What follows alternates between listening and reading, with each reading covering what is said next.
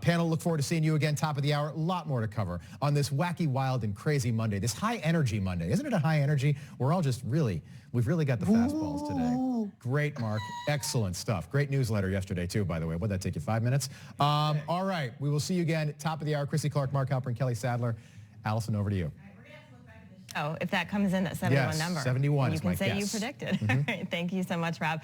Now let's get a quick look at today's business headlines. Joining us now is business and markets analyst and Newsmax contributor, Seth Denson. Welcome back to Wake Up America, Seth.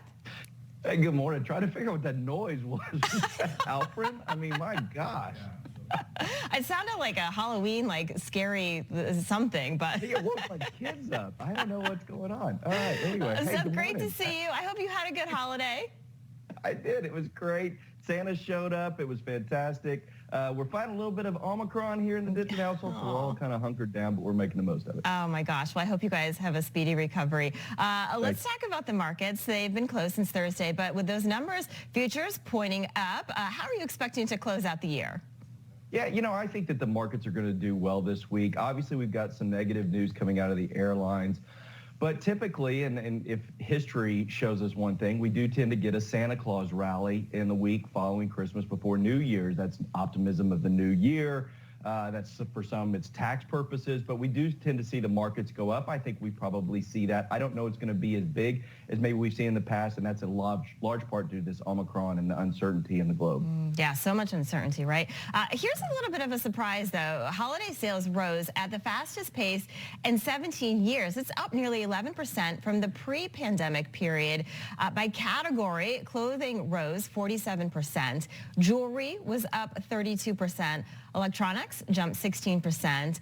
No surprise that online sales were up, but department stores registered 21% increase as well. Seth, why do you think that is? Because we have been talking about inflation. I have to say, though, I have a prediction. When I was home with COVID, I was doing a lot of online shopping, probably more than I should have. So I wonder if that's a reason. I want to see what you think.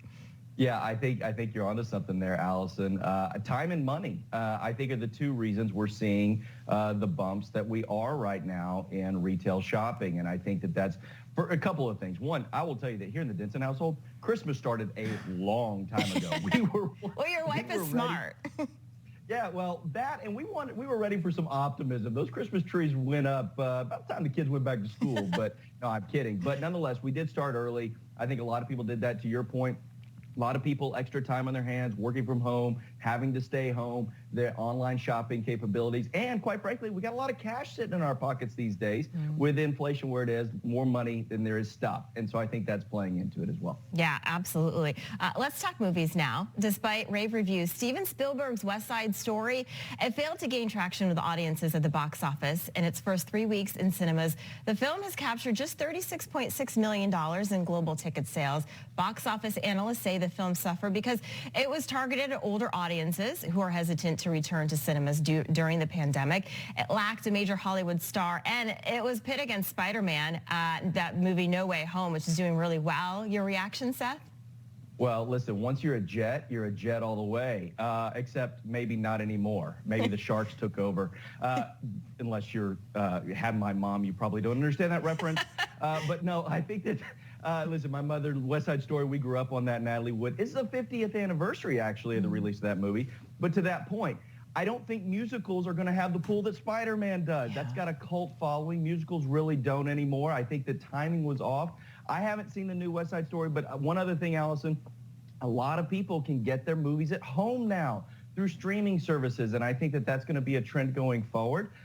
So we'll just have to wait and see. Yeah, absolutely. I know a lot of people they just stream it, right? They say, well, I'll wait. It'll be out of the theaters in a little bit, and I'll be able to stream it.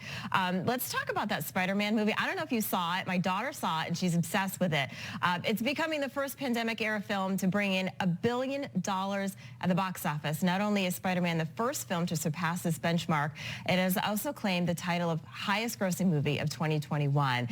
So do you think people are ready to get back to the theaters, or do you think this is just like this movie that everybody had to see? I think it's probably the latter, not the former. I think that, listen, we were planning on going to see it until our friend Omicron decided to make an appearance. Because that was, listen, my 2, almost 3-year-old won't sit through a lot. He will sit through Spider-Man. I assure you of that. And I think that's really it. DC Comics, Marvel Comics, which is obviously what Spiderman is. Don't tweet at me. I know that. But no, this has a cult following. People are going to go out and see this. These movies do well. There's a lot of retreads going on right now in the movie industry. Obviously, West Side Story, which we just talked about. But one thing that continues to do well time over time are these comic movies. And I think that will bring people out regardless. Yeah, and it's all ages, right? It's kids, it's 3 like your son, and then to grandparents and grandparents. All right, thank you so much, Seth Denson. We appreciate it. We hope you guys stay healthy, take some vitamin C. Hey, thanks, Al. Okay.